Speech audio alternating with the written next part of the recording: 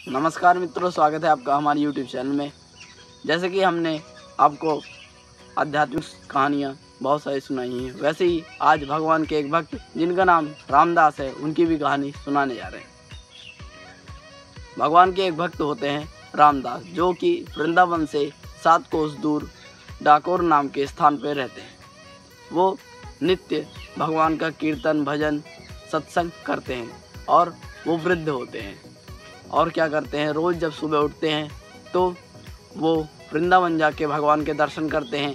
7 कोस की यात्रा करने के बाद भगवान के दर्शन करते हैं और फिर घर आ जाते हैं। घर आके फिर वही भक्ति सत्संग करते हैं।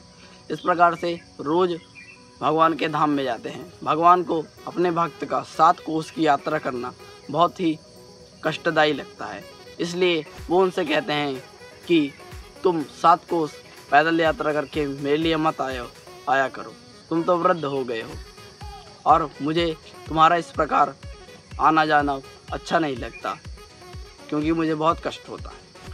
परंतु जब ये बातें श्री रामदास सुनते हैं तो वो और प्रसन्न हो जाते हैं और उत्साह से भगवान का कीर्तन भजन करने लगते हैं और यात्रा करने लगते हैं।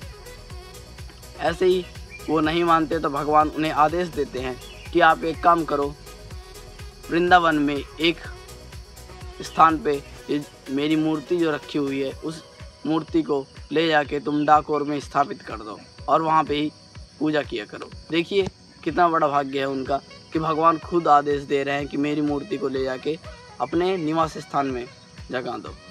इस प्रकार से वो कहते हैं कि आप एक बैलगाड़ी लेके आइए, शाम के समय वृंदावन से मेरी मूर्ति को ले जाइए।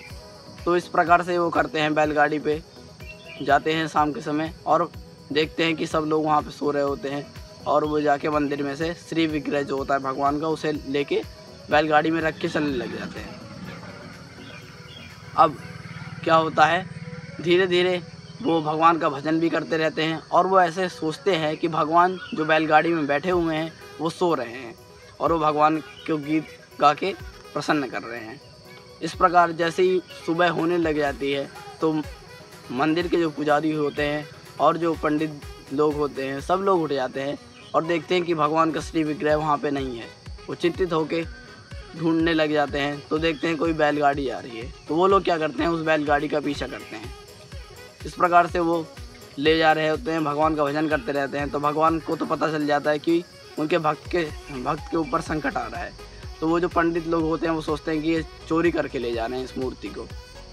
तो भगवान उन्हें आदेश देते हैं कि सामने ही एक कुआं है, उस कुएं में इस मूर्ति को डाल देना, जिससे कि जब वो लोग आएँ तो उन्हें पता ना चले कि मेरी मूर्ति तुम्हारे पास है। ऐसे ही वो करते हैं, वो मूर्ति को कुएं में डाल देते हैं।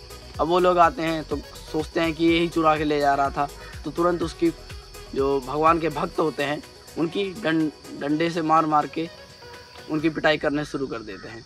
उनके शरीर से रक्त निकलने लगता है, वो बेहोश होकर गिर जाते हैं।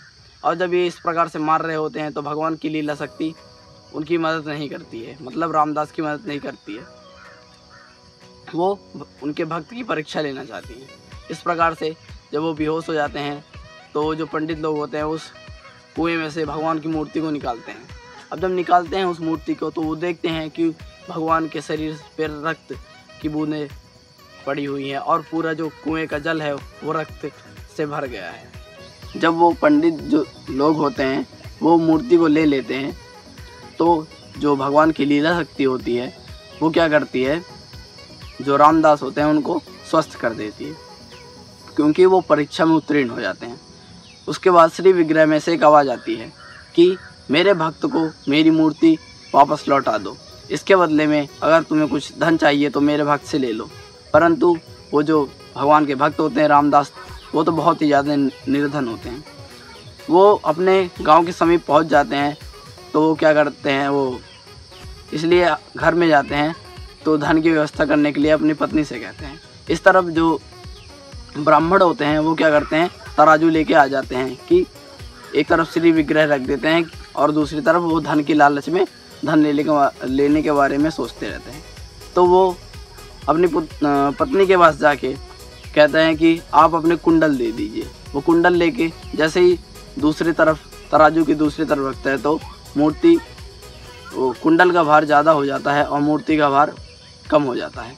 इस प्रकार से भगवान क्या करते हैं, अपने भक्त को अपनी मूर्ति वापस लौटा देते हैं और उन्हें कहते हैं, जो दूसरे पंडित आए रहते हैं, कहते हैं कि अब ये जो मूर्ति है, ये श्री विग्रह है, ये तो मेरे भक्त का हो गया है और तुम लोग जाके कोई दूसरी मूर्ति स्थापित कर दो।